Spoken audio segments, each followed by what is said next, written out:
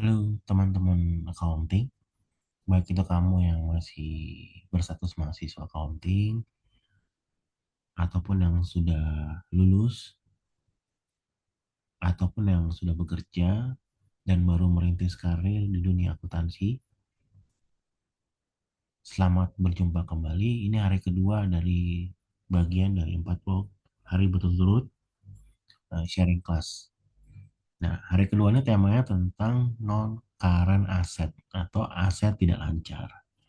Nah, sebagai contoh, di sini ilustrasi saya mengambil data laporan keuangan dari PT United Tractor Tbk. Jadi teman-teman bisa lihat di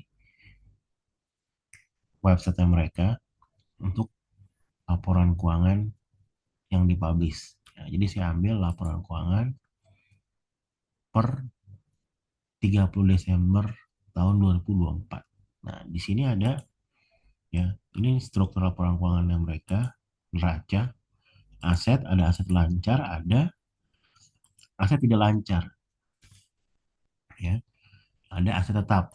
Jadi di dalam struktur laporan keuangan mereka, ya, di bagian aset terdiri dari tiga bagian utama. Yang pertama aset lancar, yang kedua aset tidak lancar, yang ketiga aset tetap. Ya. Nah, yang kita bahas hari ini adalah aset tidak lancar. Ya. Nah, di sini aset tidak lancar tersebut ada beberapa account. Yang pertama kas dan deposito berjangka yang dibatasi penggunaannya. Di aset lancar ada juga kas dan setara kas. Kas dan setara kas itu apa? Misalnya cash on hand, cash yang disimpan dalam bentuk fisik. Yang kedua, digital cash. Digital cash ini bisa rekening bank, bisa e-wallet ataupun sejenisnya. Nah, yang ketiga bisa namanya marketable securities. Marketable securities ini surat berharga yang disetarakan oleh, maksudnya surat berharga yang disetarakan dengan cash. Ya.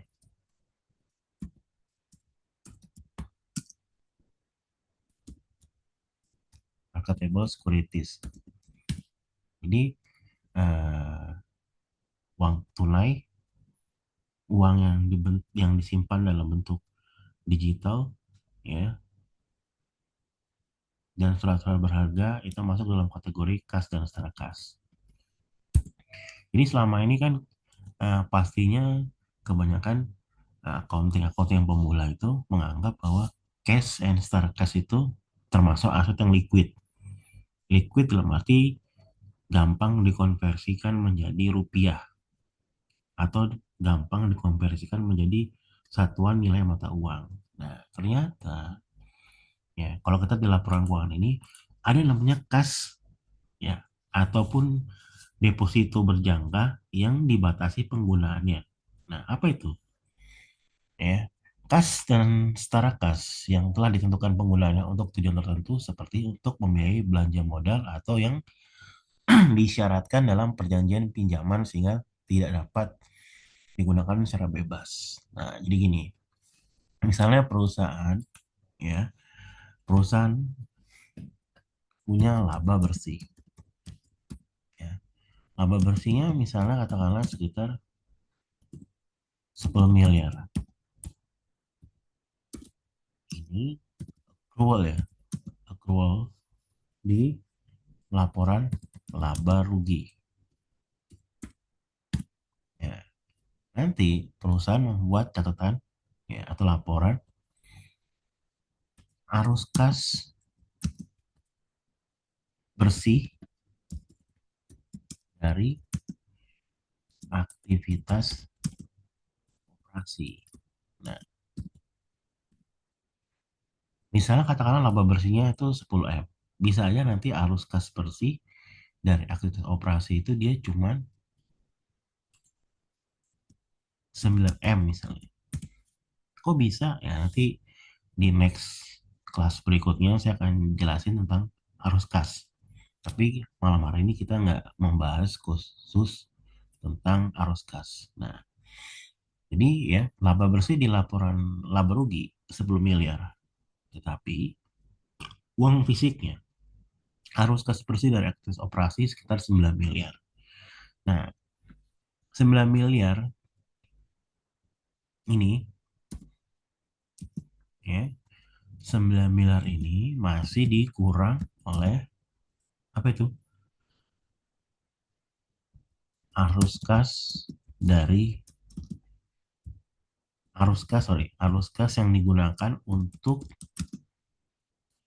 aktivitas investasi. Ya.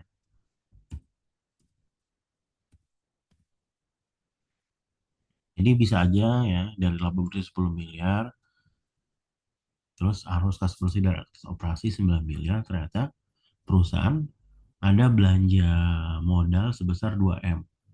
Ya, jadi dari 9M ini bisa aja sisanya cuman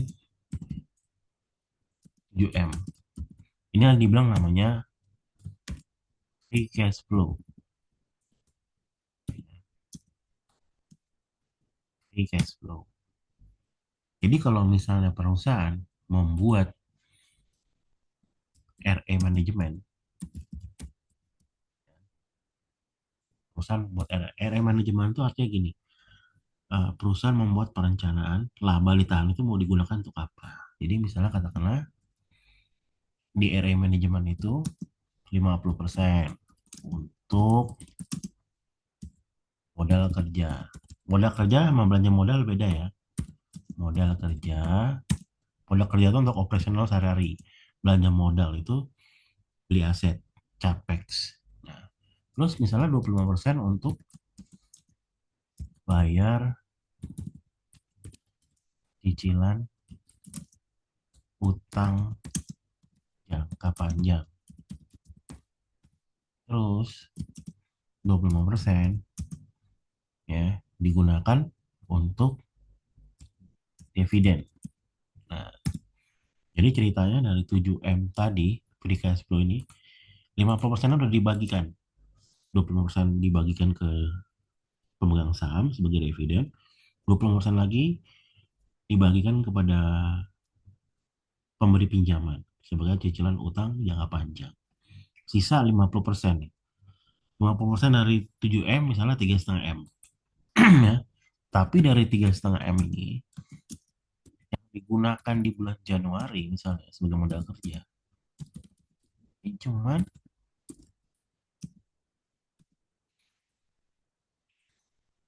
sekitar 2M. Jadi masih ada kelebihan 1,5M.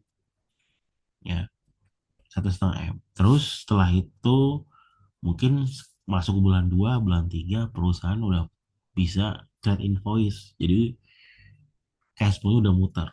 Ya, atau misalnya katakanlah di Januari udah ada piutang yang outstanding tahun kemarin ada yang dibayar. Ya. Nah, uang yang sisa sebesar 1,5M, kan 2M udah dipakai untuk modal kerja ya, itu ditempatkan di bank, tidak dipakai, mungkin digunakan sebagai dana cadangan, ya, karena sifatnya adalah untuk modal kerja, ya, atau misalnya dicadangkan untuk tujuan tertentu.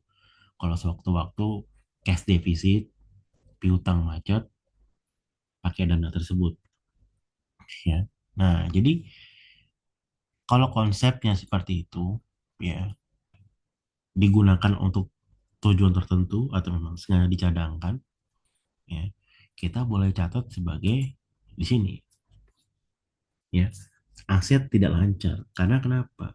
Karena memang tidak digunakan untuk aktivitas operasional perusahaan. Jadi dananya memang sengaja ditempatkan, ya, sehingga pencatatannya harus dipisah. Perusahaan harus buat rekening baru lagi. Jadi nggak boleh digabung di sini. Ya. Ini konsep dari kas dan secara kas yang ditentukan penggunaannya untuk tujuan tertentu. Nah, terus misalnya katakanlah yang kedua contohnya, ya. Dari 50% ini 20% dipakai untuk modal kerja misalnya. 30% dipakai untuk belanja modal. Belanja modal itu beli aset. Nah, perusahaan kan pasti buat namanya capex planning. Capex planning itu misalnya ya apa saja aset yang mau diakuisisi. Terus kapan? Kapan ini maksudnya ya kapan diakuisisi? Apakah di bulan 1, bulan 2, bulan 3, bulan 4 dan segala macam.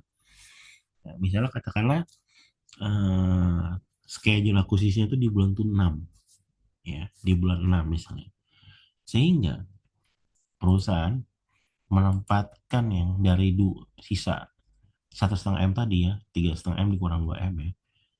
Ya, 20% kan tadi digunakan untuk modal kerja. Nah, 30%-nya dari 1,5 M itu 450 juta misalnya. Itu ditempatkan di sini. Artinya, artinya uang tersebut tidak boleh dipakai selain untuk digunakan untuk belanja modal. Ya, di sini tidak boleh. Jadi ditaruh di aset tidak lancar di sini. Atau misalnya katakanlah, ya kan, eh, perusahaan itu punya rencana ke depannya, mungkin mereka mau develop produknya atau mengembangkan pabrik, mau renov pabrik dan segala macam. Nah, mungkin perusahaan nggak mau pakai uang cashnya mereka. Mereka mau pakai uang pinjaman bank. Nah, agar mudah, mungkin mereka tempatkan uang di deposito sebagai jaminan pinjaman. Karena kenapa? Kalau misalnya punya aset berbentuk bangunan atau tanah, mungkin bank cuman kasih harga 50%, maksimum 75%. Kondisi saat ini 50% udah bagus ya. Jadi kalau kita punya bangunan 10 miliar, mungkin dihargai bank seharga 5 miliar kolateralnya jaminan. Nah, tapi kalau misalnya perusahaan punya tabungan 1 M, itu dihargai 100%. Jadi istilah kasarnya gini, perusahaan minjem uang 5 M, minjem uang 5 M, ya, punya bangunan senilai 10 M. Jadi ketika perusahaan itu nggak bisa bayar, ya, jadi bangunan tersebut yang senilai 10 M tadi itu dilelang sama bank. Kalau misalnya lakunya cuma 6 M, nanti kelebihan 1 M-nya dikembalikan ke perusahaan. Artinya perusahaan rugi dong, ya kan? Bangunannya kan seharga 10 M. Ya, sementara dia cuma dapat 6 M. Tapi kalau uang, misalnya perusahaan taruhkan deposito 1 M, dia minjem uang 1 M. Kalau dia nggak bisa bayar, bisnis dia gagal, ya uang yang hilang, yang diambil, yang dipotong adalah depositnya dia. 100%, jadi nggak rugi perusahaan. Nah, makanya ya sebagian perusahaan lebih milih untuk menempatkan dananya di bank sebagai kolateral. Nah, jadi kalau perusahaan konsepnya dia punya rencana tertentu, ya uang kasnya mau digunakan untuk tujuan tertentu atau untuk belanja modal, tapi bukan saat ini misalnya planningnya, mungkin berapa bulan ke depan atau mungkin tahun berikutnya, atau misalnya mau pinjam, mau eh, melakukan pinjaman. Nah, mereka boleh menempatkan uang tadi itu di posisi di sini sebagai aset tidak lancar. Ya. Yang kedua, piutang usaha. Lah, kok piutang usaha dimasukin ke sini? Nah, jadi teman-teman harus ingat ya, sebagai akuntan, Anda harus bisa membagi piutang itu dalam 3 kelompok. Yang pertama itu adalah piutang lancar, yang kedua itu adalah piutang ragu-ragu, yang ketiga itu adalah piutang macet. Jadi kalau misalnya ada setiap bulan buat yang namanya aging piutang, ini itu cuman first step doang atau langkah awal doang ya dari manajemen piutang. Ini cuman untuk mapping aja, untuk mapping aja. Misalnya perusahaan punya SOP itu katakanlah TOP 30 hari. Kalau late, perusahaan kasih kompensasi sebesar misalnya katakanlah 30 hari. Ini contoh ya, tergantung kekuatan cash flow masing-masing. Artinya apa? Artinya dalam bisnis kan memang tetap harus menjaga hubungan baik kan. Jadi ya rata-rata ya 30 hari itu dianggap wajar lah. Kalau misalnya eh, telatnya 30 hari dari tanggal jatuh tempo. Nah, mungkin setelah ini perusahaan tuh punya next policy. Policy-nya misalnya katakanlah setelah 30 hari mungkin nanti mereka kasih keringanan bayar 50% dulu. Baru sisanya 30 hari kemudian 50% lagi. Iya kan? Nah, artinya apa? Kalau udah masuk kategori ini, ya kan? Kan kita bisa lihat riwayat kredit mereka. Riwayat kredit itu misalnya katakanlah mereka punya transaksi dan kita dalam waktu 3 tahun. Nah, kira-kira dalam 3 tahun itu bermasalah nggak? Kalau misalnya katakanlah cuman tahun ini doang yang bermasalah, ya mungkin kita anggap ya mungkin bisnis mereka lagi menurun. Tapi kalau udah dalam 3 tahun terakhir track record mereka buruk, ya berarti ini kan alarm buat bisnis kan. Nah, artinya mulai timbul keraguan-raguan ya. Nah, kalau yang ragu-ragu begini, kita masukin ke sini, ke aset tidak lancar. Untuk antisipasi nanti kalau tiba-tiba jatuhnya jadi piutang tidak tertagih. Jadi jangan dulu buru-buru kita catat sebagai APDA, loan for double account atau apa ya bahasa Indonesia ya, penyisian piutang ragu-ragu ya. Ini keterangannya ya. Piutang tidak lancar adalah piutang yang jangka waktu penagihannya melebihi 1 tahun atau melewati batas waktu yang disepakati dalam perjanjian awal. Kalau udah 1 tahun, idealnya bukan nggak lancar lagi. Kalau dalam setahun kita harus buat jurnal penyisian piutang ragu-ragu. Kalau ini kan masih dalam status piutang usaha. Kalau misalnya penyisian piutang ragu-ragu ya kita buat lagi di sini tambah lagi akunnya piutang penyisian piutang ragu-ragu. Jadi kalau misalnya katakanlah sudah seperti ini case-nya ya. Jadi kita jangan nggak usah pakai metode di buku yang kalau di buku dibilang penyisian piutang ragu-ragu, misalnya penjualan 100 M, asumsi tahun kemarin piutang macet 15%, ya udahlah kita cadangkan aja 15%, itu namanya ngawur. Pakai metode persentase 15% ngawur. Justru manajemen maunya adalah kalau kemarin 15% ya kalau tahun ini yang 15% lah, kalau bisa turun jadi 10%. Ya kalau misalnya cuma 15% berarti kalian nggak ada yang kerja dong, nggak guna. Ibarat kata kayak gitu kan. Nah, atau misalnya pakai metode tebak-tebak buang manggis. Jadi kalau di aging piutang 30 sampai 60 misalkan dibuat penyisian 25%. Terus kalau udah 60 sampai 90 dibuat penyisian 50%. Terus kalau misalnya udah 90 up dibuatlah ini 100%. Ini kan ngaco ini. Yang benar adalah sesuai polisi perusahaan.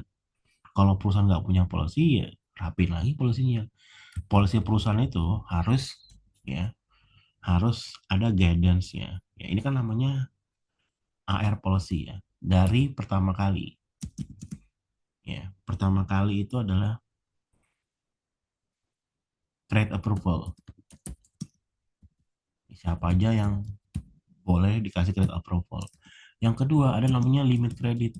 Nah, tadi udah ada approval lah. Sekarang limit kreditnya berapa besar? Kan siap customer nggak sama limit kreditnya. Nah, yang ketiga ada namanya credit scoring. Jadi kalau misalnya katakanlah dia udah jelek, ya, ya berarti kuranginlah limitnya. Jangan sampai udah tahu credit scoringnya jelek, tetap aja dikasih, ya bakal kejadian kayak begini. Baru yang keempat sini kan ada namanya collection, ya, collection. Nah, collection ini lah, dari collection ini apa aja? Di collection itu ada namanya due date, saat itu tempo penagihannya seperti apa. Bahkan ada perusahaan yang kasih reminder dulu sebelum sebelum due date, reminder before due date. Jadi kalau misalnya 3 hari sebelum tempo dia udah kasih duluan, nah, baru due date. Nah sekarang setelah due date ini kan ada namanya masa toleransi lah, berapa banyak waktu yang dikasih perusahaan untuk masa toleransi sampai dia nggak bayar, perusahaannya ada berapa step di sini sampai terakhir itu ya kalau memang katakanlah nggak bisa ini ya apa, sita kah, sita aset kah. Tapi ini kan berarti harus masuk ke pengadilan niaga. SOP itu harus bisa dari cover dari sini ke sini. Jadi kalau misalnya membuat berapa prosesnya mau dibuat sebagai penyisian ya harus sesuai dengan SOP ini. Kayak ini contohnya. Ya, misalnya setelah LED 30 hari ada next policy 50%, 50%. Artinya ragu-ragu kan. Ya mungkin sampai sini masih sebatas dimasukin sebagai piutang usaha yang biasa tidak lancar karena timur ragu-ragu. Tapi setelah misalnya katakanlah udah dikasih 50%, 50% nggak bisa bayar juga, ya kan? Akhirnya perusahaan bilang begini, ya udahlah lu bayar aja 80%. 20%-nya kita korting. Nah, berarti ini udah bisa nih di jurnal 20%-nya sebagai apa? Sebagai cadangan piutang tidak tertagih atau cadangan piutang atau kerugian cadangan piutang. Atau ya bolehlah, boleh di jurnal sebagai cadangan piutang dulu kalau mau main cantik, ya. Abda, ya, cadangan piutang dulu atau piutang ragu-ragu, atau kalau mau tembak langsung ya kerugian piutang tidak tertagih atau bad debts. Karena kenapa ya, kan ini udah nggak ditagih lagi, ya rugi dong berarti perusahaan 20%, ya karena perusahaan bilang ya lo 100% yang nggak bisa bayar ya udah 80% aja lah, anggap aja balik modal, ya berarti kan kerugian kan. Nah jadi tujuannya adalah kenapa di sini, kenapa ini kan ini traktor ya, dia ada di sini piutang usaha asal lancar ada tidak, yang dia mau kontrol tuh ini. Nih, kita lihat ya. Ini piutangnya 18 juta. Ya. Sementara ini 400.000. Kan kecil kan? Gak gede kan?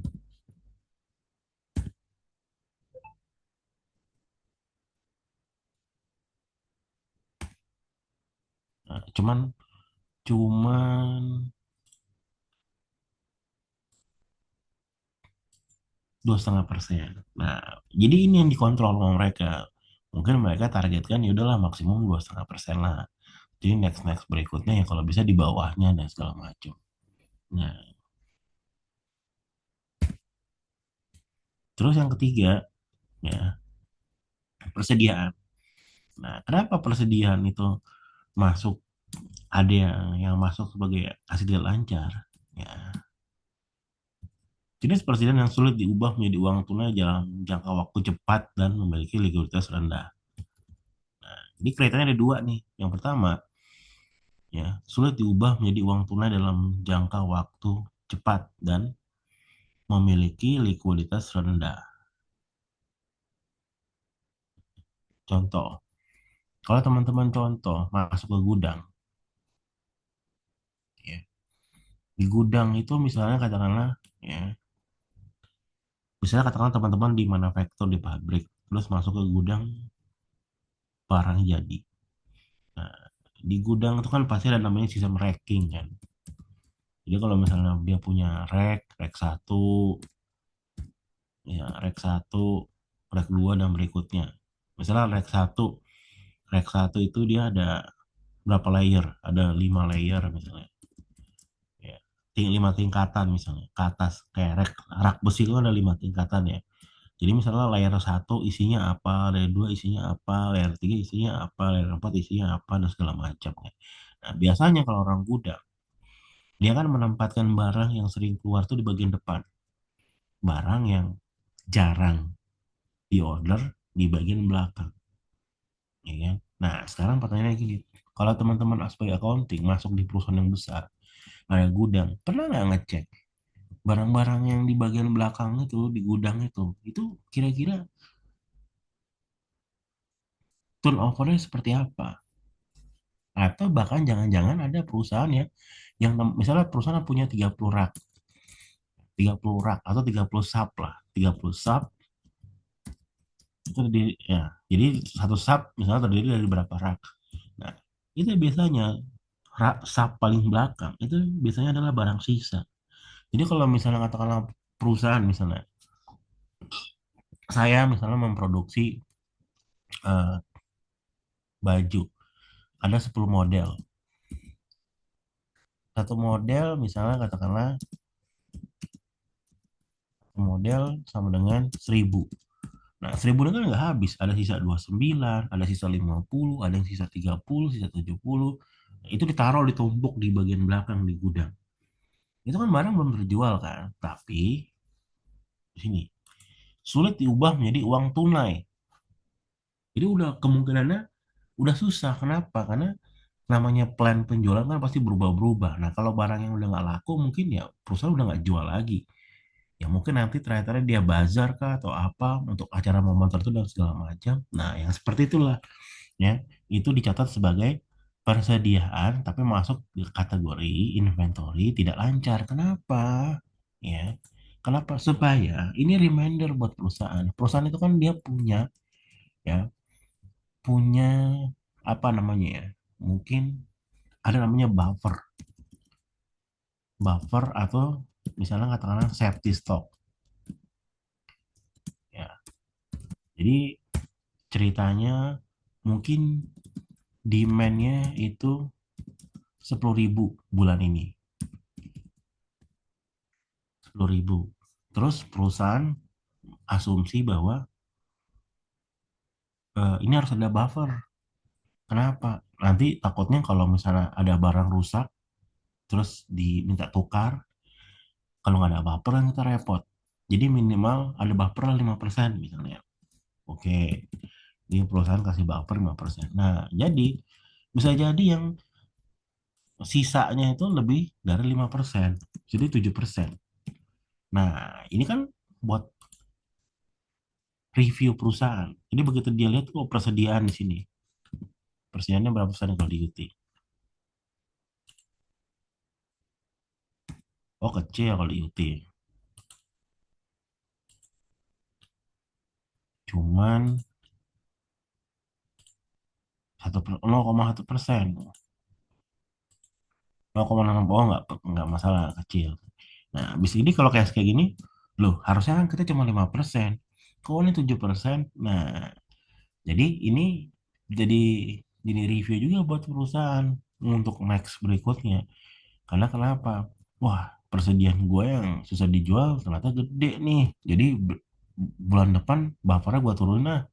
Atau misalnya bikin next strategi gimana caranya supaya ditekan buffernya. Atau misalnya kasih apa ya diskon gede-gedean atau misalnya eh, produknya di apa ya. Biasanya kalau dalam bisnis itu ada namanya perusahaan penampung. Jadi kalau misalnya saya PTA, saya buat baju. Baju saya tuh sisa. Ada perusahaan berikutnya yang B, yang sebagai penampungnya. Jadi balik kata daripada lu jadi limbah, ya kan? Limbah dalam artian itu barang lo buang, mendingan jualnya sama gua. Nah, atau bisa juga bundling. Oke, ya. Ada namanya biaya, ya, biaya dibayar di muka di sini. Biaya dibayar di muka menjadi aset tidak lancar apabila biaya tersebut mencerminkan manfaat ekonomi masa depan yang akan terrealisasi setelah 12 ke depan. Nah, jadi contohnya gini, misalnya katakanlah saya sewa gudang di bulan Juni 2025. selama setahun. Berarti habisnya di bulan Mei 2026. Artinya apa? Dari dari Juni 2025 sampai Desember itu saya catat sebagai biaya dibayar prepaid expense masuk di sini. Nih, biaya dibayar muka saya masukin di sini. Ya. Tapi yang sisanya itu kan udah lewat, itu kan tahun depan. Saya masukin di sini di bawahnya. Saya split satunya saya masukin di sini. Jadi gitu ya, teman-teman ya. Jadi kalau misalnya kan konsepnya Karan itu adalah terjadi di tahun ini, di tahun berjalan.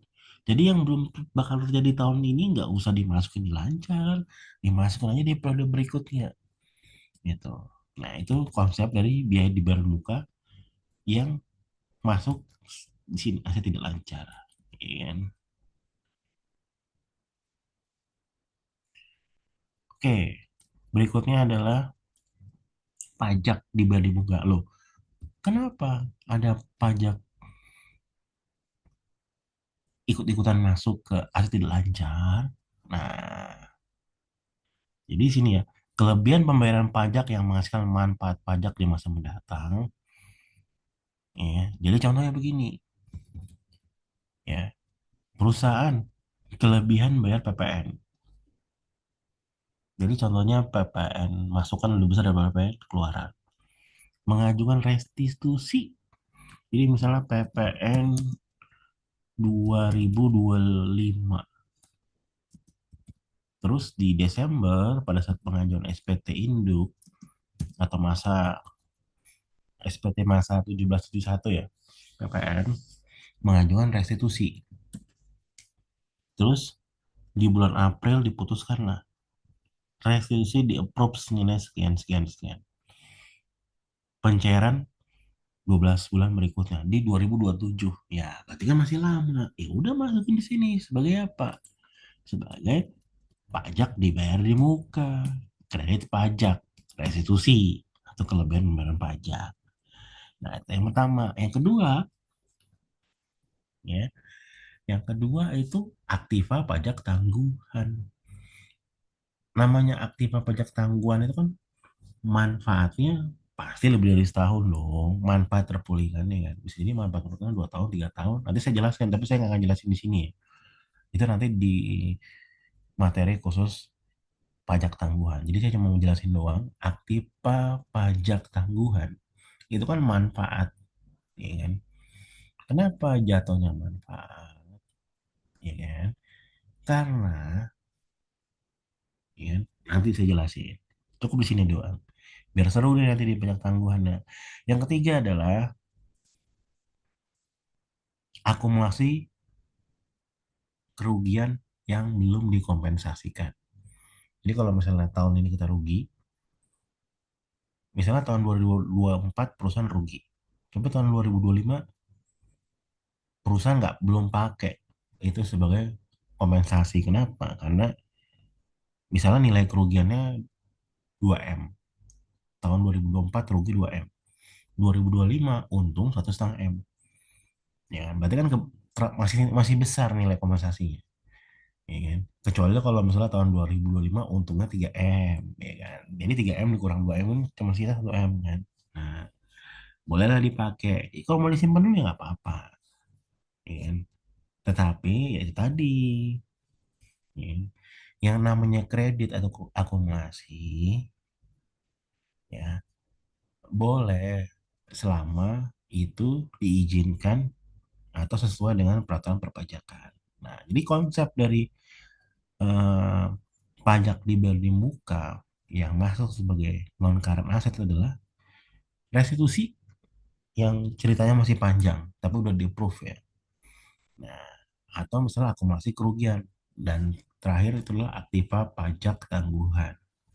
Nah, jadi ini saya ambil dari contohnya laporan keuangan UT ya, United Tractor. Nah, di sini itu dipisah. Ini kan laporan audited ya, jadi nggak mungkin salah kalau laporan audited. Jadi jangan digabung aset tidak lancar dengan aset tetap, ya. Ada juga investasi jangka panjang, udah pasti namanya investasi jangka panjang itu non current asset. Misalnya apa? Misalnya ya surat utang lebih dari setahun ya kan. Nah, investasi pada entitas asosiasi dan ventura bersama. Ventura ini maksudnya gini, contoh ya, saya mau jual kapling rumah ya. Jadi saya punya tanah 10.000 meter. Terus saya punya tanah 1 hektar deh. Terus saya mau jadikan kapling. Saya bangun rumah. Saya punya tanah, ya kan? Saya kerjasama dengan orang lain, PTB misalnya. PTB dia punya kontrak perusahaan konstruksi. Jadi saya yang sediakan tanah, PTB yang sediakan manpower. Terus ada PTC yang membiayain misalnya. Jadi kita join, namanya Ventura. Begitu rumahnya udah jadi, kapling udah selesai, ya kita bubarkan. Karena apa? Konsep Ventura itu kan cuma temporary doang. Ketika kerjaan udah selesai, ya udah bubar. Nah, jadi dia masuknya ke sini, uang investasi tadi. Oke ya, teman-teman. Untuk hari kedua kelasnya sampai di sini saja. Jadi jangan lupa kalau teman-teman nanti handle laporan keuangan, jangan lupa dipisah ya. Mana yang masuk aset lancar, mana yang masuk aset tidak lancar. Oke, kalau gitu terima kasih atas waktunya. Semoga bermanfaat.